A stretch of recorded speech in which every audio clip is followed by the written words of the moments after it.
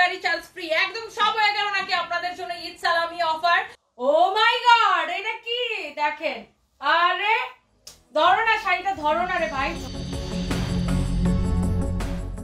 সামাজিক যোগাযোগ মাধ্যমের আলোচিত মুখ রুবাইয়াত ফাতেমা তনি। রাজধানীতে বেশ কয়েকটি শোরুম আছে তার। অনলাইনেও বিক্রি করেন পোশাক এবং কসমেটিক্স। তবে এবার আলোচনায় আসলেন প্রতারণার অভিযোগে। বিদেশি পণ্যের নামে তিনি বিক্রি করেছেন দেশীয় পণ্য। তনির বিরুদ্ধে এমন অভিযোগ করেছেন এক ভোক্তা। আপনার এই কাপড়টা আপনারা যেটা বলেছেন পাকিস্তানের সাদাবাহার, এটা পাকিস্তানের সাদাবাহার না, এটা আসলে ভুল কাপড় দিয়েছেন আর কি, উনি এটা বলতে চাচ্ছেন। দেশে তৈরি পোশাক পাকিস্তানি বলে বেশি দামে বিক্রি করার অভিযোগ উঠেছে গুলশানের সানভিজ বাই তনির বিরুদ্ধে। এক ভোক্তার অভিযোগের পর শুনানি শেষে প্রতিষ্ঠানটির শোরুম সিলগালা করেছে জাতীয় ভোক্তা অধিকার সংরক্ষণ অধিদপ্তর। বেশ কয়েকটি অভিযোগ এসেছে এই প্রতিষ্ঠানের বিরুদ্ধে যে পাকিস্তানি ড্রেস তারা অনলাইনে বিক্রি করে, কিন্তু ডেলিভারি দেওয়ার সময় ঠিক তারা দেশি যে ড্রেস সেগুলো পাকিস্তানি নামে বিক্রি করে আসছে দীর্ঘদিন যাবত, এবং শত শত কাস্টমার এরকমভাবে প্রতারিত হচ্ছে। গত বছর থেকে অনলাইনে পোশাক বিক্রির ব্যবসা শুরু করেন তনি। এর কিছুদিনের মধ্যেই ঢাকা সহ বিভিন্ন জায়গায় বেশ কয়েকটি কাপড়ের শোরুম গড়েন তিনি। রাতারাতি অনলাইনে পোশাক ব্যবসা করে এত শোরুম গড়ার পেছনে রহস্য কি, এ নিয়ে অনেকের প্রশ্ন জাগে। এর মধ্যেই তনির বিরুদ্ধে অভিযোগ পাওয়া গেছে তিনি গুলিস্তান থেকে কাপড় কিনে সেগুলো পাকিস্তানের বলে অনলাইন সহ তার শোরুম থেকে বিক্রি করতেন। দেশি না বিদেশি, আবার বিদেশি যদি হয় এটি পাকিস্তানি কিনা একটু দেখে বলেন।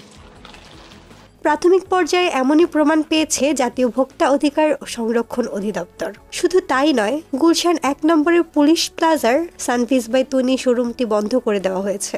একই সঙ্গে পাকিস্তানি পোশাক আমদানির কাগজপত্র নিয়ে অধিদপ্তরে উপস্থিত হতে বলা হয়েছে। পাকিস্তানি ড্রেস এর সপক্ষে যে কাগজপত্র আমরা চেয়েছি, কোনো কাগজ তারা এখনো দেখাতে পারে নাই। শুধু বলছেন যে কাগজপত্র আছে তাদের হেডকোয়ার্টার বনানী শাখায়, যে ইম্পোর্টের যে কাগজ পাকিস্তানি ড্রেসের সপক্ষে সেগুলো দেখাতে হবে। একই সাথে তারা কেন শুনানিতে অনুপস্থিত ছিল, রেসপন্স করে নাই, সেই ব্যাখ্যাটাও তাদেরকে দিতে হবে। এবং কতগুলো কাস্টমারের কাছে এই ড্রেস বিক্রি করেছে এবং তাদের ইম্পোর্ট প্রাইস কত ছিল, তারা কি পরিমাণ লাভ করছে, এই বিস্তারিত তথ্য আগামী দিন সকালে অধিদপ্তর উপস্থিত ব্যাখ্যা দেওয়ার জন্য নির্দেশনা দেওয়া হবে। অভিযান পরিচালনা করতে গিয়ে ভোক্তা অধিদপ্তর দেখতে পায় পুলিশ প্লাজার শোরুমটি তনির ছবি দিয়ে ভরপুর। এর পরিপ্রেক্ষিতে শোরুমে কেন এত তনির ছবি, কর্মচারীদের কাছে জানতে চান ভোক্তা অধিকার সংরক্ষণ অধিদপ্তরের কর্মকর্তারা। একটা কথা একটু জিজ্ঞেস করি, ওনার ছবি এত ঝোলানো কেন? জবাবে ওই শোরুমের কর্মচারীরা বলেন, ম্যাডামের ছবিগুলো ঈদ উল ফিতর উপলক্ষে ঝুলানো হয়েছিল। সামনে কুরবানির ঈদ, এই জন্য ম্যাডামের ছবি এখনো ঝুলানো আছে। এটা ম্যামের ছবি ঈদ উপলক্ষে ঝুলানো হয়েছিল, সামনে তারা ঈদ আছে, যাকে এটা এখন রাখা আছে এখানে।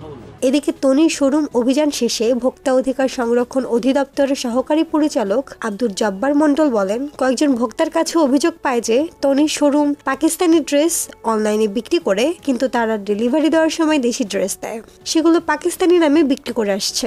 এর পরিপ্রেক্ষিতে নোটিশ জারি করা হয় শুনানির জন্য। তবে তিনি আসেননি, তাই আমরা অভিযানে আসতে বাধ্য হয়েছি। তবে অভিযানে তারা কোনো কাগজপত্র দেখাতে পারেননি, ফলে শোরুমটি সিলগালা করে দিয়েছি।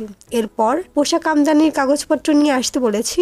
এই প্রতিষ্ঠানটি জনস্বার্থে পরবর্তী নির্দেশনা দেওয়া পর্যন্ত সকল প্রকার বিক্রয় কার্যক্রম বন্ধ রাখার নির্দেশনা দেওয়া হয়েছে, এবং এই মার্কেট কমিটির যে সেক্রেটারি সাহেব রয়েছেন, এনারা আমাদের কাছে কমিট করেছেন যে না, এটি নিশ্চিত বন্ধ করার জন্য যে পদক্ষেপ সেটি ওনারা নেবেন, এবং আমাদের নির্দেশনার বাইরে এই দোকানটি ওপেন করা যাবে না মর্মে আমাদের কাছে কমিট করেছেন। প্রসঙ্গত গত কয়েক বছর ধরে অনলাইনে পোশাক বিক্রির ব্যবসা শুরু করেন তনি। এর কিছুদিনের মধ্যে ঢাকা সহ বিভিন্ন জায়গায় বেশ কয়েকটি কাপড়ের শোরুম গড়েন তিনি।